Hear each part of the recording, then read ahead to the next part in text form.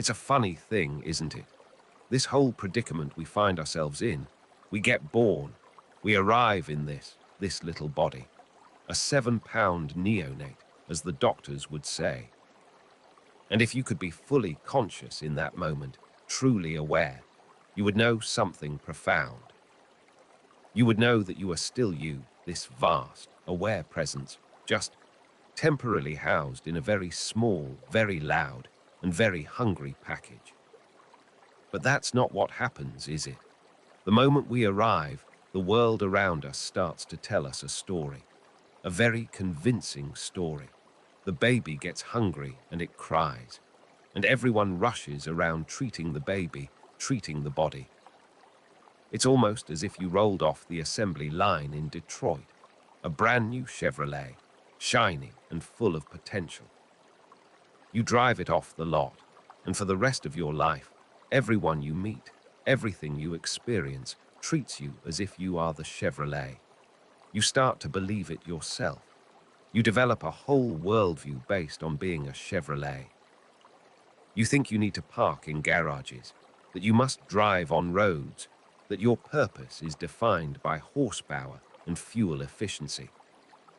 You get so caught in the desires and the entrapments of being a Chevrolet, the need for a new coat of paint, the fear of a dent, the anxiety about running out of gas, that you completely forget the truth.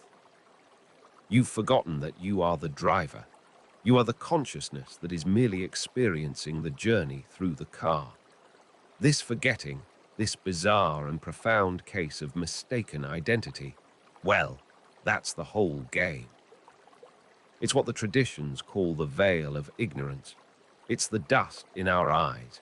It's the samskaras, the deep grooves of habit that keep us believing the illusion. It's the simple, fundamental mistake of thinking, I am this body. I am this mind. And it's so seductive, isn't it? I certainly bought into it. For years, I was a very well-polished Chevrolet, a Harvard professor model no less. I thought my thoughts were me. I thought I am a thinking being. So, when I had my first psychedelic experiences and I suddenly found myself out of the car, I was terrified. If I step out of my Chevrolet and it goes over a cliff, I might be sad. I might be annoyed about the insurance paperwork, but I won't be frightened for my existence because I know I am not the car. But I didn't realize I was just in a rental body. Not just a rental body, but a rental mind, a rental personality. The entire package, the whole rational thought process, was part of the deal I signed up for when I got born into this particular trip. And it can take a lifetime, or many lifetimes, just to wake up to the fact that this strange circumstance has happened, that you've gotten caught. So the problem, if you want to call it a problem, becomes about getting free. Free from what? Free from nature. Not nature in the sense of trees and mountains, but the laws of nature that govern this form, this Chevrolet. I remember being up in a little cabin on my father's farm in New Hampshire. It was autumn, and the leaves were just breathtaking, a symphony of red and gold and yellow. In the past, that's why I would go up there, to just drink in the beauty of the leaves. But this time, I was sitting inside the cabin with the shutters down, just being quiet, and a friend came in, genuinely confused. He said, "Richard, how can you possibly be sitting in here when all of that beauty is out there?" And I had to say, because I'm not yet free enough to be with the leaves without getting caught in the beauty. This business of being caught, that is the absolute crux of the matter. It's the first great mountain we have to climb on the journey to becoming liberated. The brilliant mystic Gurdjieff had a word for it. He called it identification. He said that as children, we first learn to identify with our bodies. Then we identify with our mother's idea of who we are, so we build up social roles. Then we identify with the concepts of the universe taught to us, and we become a rational person living in a rational system. And before you know it, when you feel anger, you don't say, "Anger is passing through me." You say, "I am angry." You become the anger. You identify with being in love. You identify with your desires, your lust, your ambitions. You even identify with other people's opinions of you. You just jump from one identification to the next. Rodney Collin, a student of Ouspensky, called it fascination. And that's a wonderful word for it too. We're like bees, just flitting from one flower to the next, completely captivated. If you're listening to me right now, and you're so absorbed in my words that you're not also aware, in some small corner of your being, that you are listening to me hearing words, then you're fascinated. You're trapped. That's it. That's the mechanism of the veil. Because as I'm talking to you, there's a part of me that is simply watching. There's a quiet mantra humming along in the background. And from that place, which is completely outside this game of a lecture and you and me, I'm just watching this whole drama unfold. It's no different than sitting in my cabin in New Hampshire or in an ashram in India. It's the same place. You begin to realize there's nowhere to go. You're always in the same place. You're here, now. Understanding this fascination, this identification with our senses and thoughts, is the first step. The game is to get free of that. And the primary technique for doing this is what Gurdjieff called self-remembering. It's the process of developing the witness. Ramana Maharshi called it the I thought. It's that place inside you from which you can observe everything else. You just watch. You watch your desires rise and fall. You watch your attachments. You watch your feelings. Just like my guru, Neem Karoli Baba, said to me once about a powerful emotion, the feeling is a wave that's disappearing off into the distance. When you first start this practice, it feels almost impossible. You say to yourself, "Okay, I am going to self-remember. I am going to be the witness." And you do it for about 3 seconds, and then somebody cuts you off in traffic.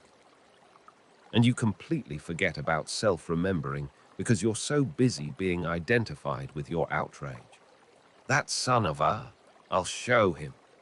And maybe 2 days later, you're brushing your teeth, and it hits you. Holy mackerel, was I supposed to be self-remembering back there? You completely fell asleep. You were fascinated. So you say, "Okay, I'll start again." And you do. And this time, maybe you only fall asleep for a day and a half. You keep at it. If you work at it with the same dedication you used to learn how to drive a car or play the piano, something starts to shift. You still fall asleep just as often, but you wake up much more quickly. Eventually, you get to the point where the arising of the emotion itself becomes the cue to wake up. It's what happens to me now, most of the time. I'll start to feel anger rising, that familiar heat in the chest, and that feeling itself is the stimulus that pushes me back into self-remembering. And I say internally, there I go, starting to get angry.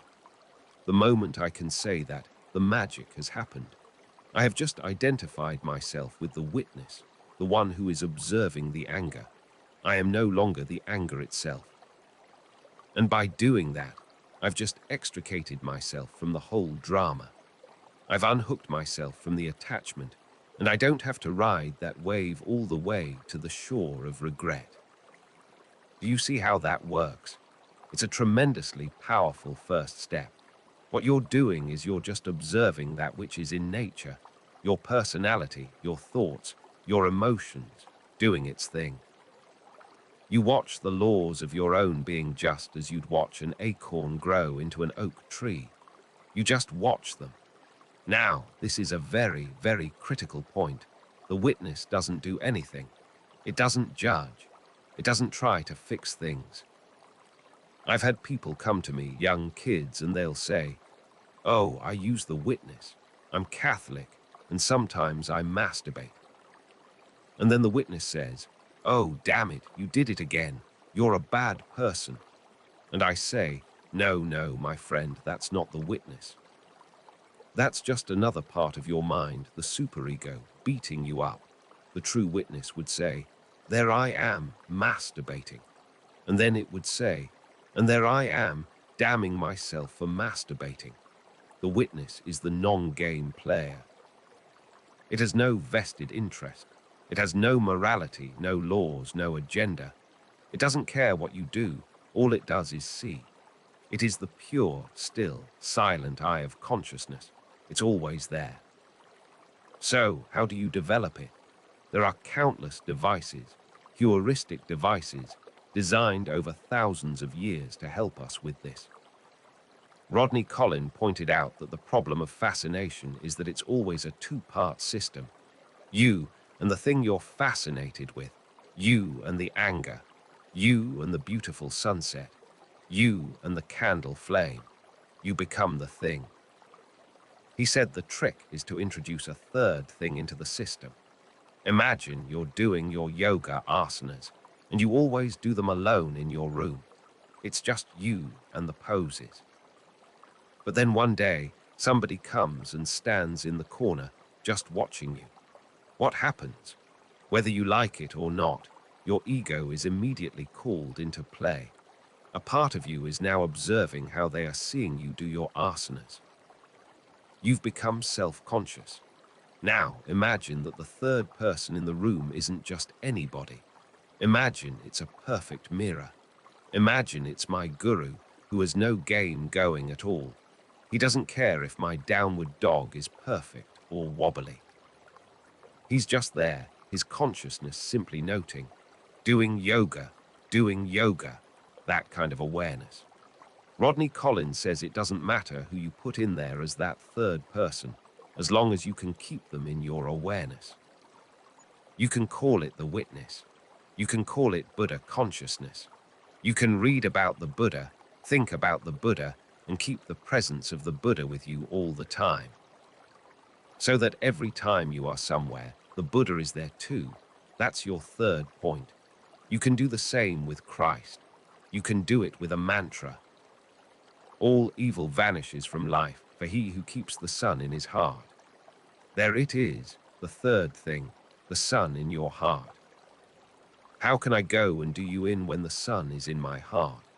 As long as I can remain conscious of that third thing, I am protected from getting trapped in my own fascinations. That's what a device like this is for. These mala beads. People in the West look at them and they think of a priest mechanically saying the rosary, a kind of rote religiosity. And it can be that. But oh, it's so much more sophisticated than that. This is a tool for introducing the third person. Every time I touch a bead, it's a reminder. It's a link back to that other vantage point. Let's take the Tibetan mantra that goes with it. Om Mani Padme Hum. Om, the sound of the universe. Mani, the jewel, the diamond, pure consciousness, the Atman. Padme, the lotus flower, which represents the unfolding world of the senses. Hum, the heart cave, that which is manifest within you. So, Om Mani Padme Hum is, the jewel of pure consciousness, is in the lotus of my heart. I can be talking with you, and maybe I get really caught up in what I'm saying, fascinated by my own words, and I'm just moving these beads mechanically. With my thumb. But then, suddenly, I become aware of the sensation of the bead on my thumb. And in that instant, the mantra goes through my mind one more time, Om Mani Padme Hum. And that immediately takes me back to the cave in my heart where all the groovy people live. In my cave, you see, there's Buddha over in the corner, and Hanuman the monkey god, and Ramakrishna in ecstasy. They're my spiritual community. And by dipping back into my cave, my frame of reference for this conversation changes. I get uncaught.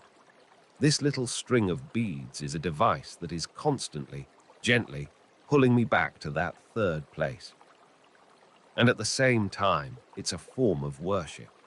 It's bhakti yoga, the yoga of devotion, because you are devoting your attention to that third place, which is God, which is consciousness, which is light. These beads I use for Hindu mantras were given to me by my teacher. He got them from his guru 15 years before that. When he first received them, the little beads made of tulsi wood were all square and sharp. But for 15 years he sat there, 100,000 times a day, ram, ram, ram, ram, ram. And now, after all those years, after millions and millions of repetitions, the beads are perfectly round and smooth, worn down just by the touch of a human hand. When he gave them to me, you can imagine, it was like he was giving me a direct line. The beads themselves are invested with so much spiritual energy. This practice of developing the witness, of cultivating one-pointedness, is how you begin to quiet the mind. The Mahamudra texts say that at first, the mind is like a waterfall, just cascading in 1,000 different directions. Vivekananda said it's like a monkey that is naturally restless, but you've also fed it wine, so it's drunk, and on top of that, it's just been bitten by a scorpion. That's our mind, jumping from thought to thought. I have an itch. I hear a sound. I wonder what's for dinner. These seats are hard. I need to go to the bathroom. 10,000 things at once. It's called free association. But as you practice, as you gently keep coming back to the witness, as you watch it all happen without getting lost in it, the waterfall slowly begins to calm down. It becomes a fast-moving river. You're still thinking, but there's more coherence. And if you keep at it, finally, it becomes like a vast, calm ocean. Your mind is perfectly still. When your mind is that calm, you can begin to work on true one-pointedness. There's a technique called Trataka, where you work with a candle flame. You place a candle so the flame is level with your third eye, and you just sit. The mistake most people make is they try to do something. They try to concentrate, to force the mind, but the game is just to be there. There's you, and there's the candle. It's doing its thing, you're doing yours. You just sit with it. And at first, your thoughts are like little bugs flying all around the flame. You hear the door open, you see your hands, you feel your muscles. It's just you and the candle and all this other stuff happening around you. But as you continue to just sit, without effort, all that other stuff quiets down. You cease to be overwhelmed by your senses, and pretty soon, it's just the candle and you, nothing else. You didn't do anything to make it happen. It just happened. That is one-pointedness of mind. The next stage is to do the same thing with an internal object. This is called dharana. You close your eyes and you focus your awareness on that point right between your eyebrows. And again, you just are there. And pretty soon, that's all you are. Just a point of consciousness right there. There's no body, no thoughts, nothing else. Just that point. When you have succeeded in doing that, you are nearly home. You hold it longer and longer, and that's called dhyana or meditation. And you hold it even longer, and you merge with it, and you go into samadhi. At that level of samadhi, something extraordinary has happened. You have finally and completely freed your consciousness from your body. You have overridden that veil of ignorance that convinced you for so long that your pure awareness, and this body-mind package were one and the same thing. By going down and down and down into that one point, you get to a place where you are just pure consciousness. And at that level, energy is all interchangeable. Consciousness is all interchangeable. It merges into everything. You realize that you are not just in the universe. You are the universe. This is what the Hindus mean when they talk about Sat Chit Ananda. Absolute existence. Not that you exist, but that you are existence. Absolute knowledge, not that you know things, but that you are knowledge. Absolute bliss, not that you feel blissful, but that you are bliss. From that place, which is outside of time and space, everything is available. All of past, present, and future is just part of the warp and woof of the great cosmic dance. It's all there. And since you are beyond time, you can be anything in any time. That is how the guru knows things. That's how he knew my mother had died 9 months previously of a swollen spleen in Boston, Massachusetts. At the moment my rational mind needed to be overridden, he could go into that formless state, access that information from the cosmic record, the Akasha, and bring it back into form. Because from that place, he was my mother's swollen belly. He is it all. That's how he knew about the biscuits. I had been up in the mountains for a month, living very simply. I took a 14-hour bus ride down to Delhi to run some errands. In the afternoon, I was hungry, so I went into a vegetarian restaurant and had a meal. And for dessert, as a special treat, I had a little bowl of ice cream that came with 2 sweet biscuits. Oh, I savored those biscuits. It was the first sweet thing I'd had in a very long time. The next day, I took the 14-hour bus ride back. A few days later, I heard the guru was back in the temple, and we all rushed to see him, filled with that feeling of love. I got there and I prostrated, my head on the ground. He reached down and grabbed a handful of my hair, pulled my head back, looked me right in the eye with a mischievous twinkle and said, "How'd you like the biscuits? Now, you just dig that for a moment." His consciousness isn't just in that temple with me. It was with me in Delhi, enjoying the biscuits. It is with me right here, right now, speaking to you. And I mean that literally. He's not only there, but he's in every other place at the same time. He could be with his 10,000 other devotees, wherever they happen to be, all at once. Because when you merge with it all, you are it all.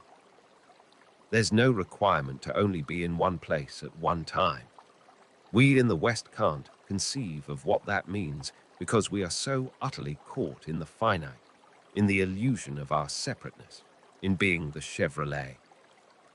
Ram Tirtha, a beautiful Indian saint who came to the United States in the early 1900s, wrote from that place. When you hear his words, you are hearing a description of reality from someone living inside it. He wrote, "I am without form, without limit. I am beyond space, beyond time. I am in everything, everything is in me. I am the bliss of the universe. Everywhere am I am existence absolute, knowledge absolute, bliss absolute. I am that I am." And then just 2 perfect, simple lines. I have no scruple of change, nor fear of death. I was never born, nor had I parents. We could go on for many, many hours, and I'm happy to talk with you all informally, but I feel that many of you have probably reached the point of satiation. So I will just end with this. It's a very beautiful and strange thing, found on a 16th century Norman crucifix. It is the voice of that place, the voice of the witness, the voice of God, speaking to the part of us that is caught in the dream. I am the great sun, but you do not see me. I am your husband, but you turn away. I am the captain whom you will not obey. I am the truth, but you do not believe me. I am that city where you will not stay. I am your wife, your child, but you will leave me. I am that God to whom you will not pray. I am your counsel, but you do not hear me. I am your lover, whom you will slay. I am the victor, but you do not cheer me. I am the holy dove that you will slay. I am your life, but if you will not name me, seal up your soul with tears and never blame me. The traditional greeting and parting in India is Namaste. It means I honor the place in you where the entire universe resides. I honor the place in you of love, of light, of truth, and of peace. When you are in that place in you, and I am in that place in me, we are one. Namaste.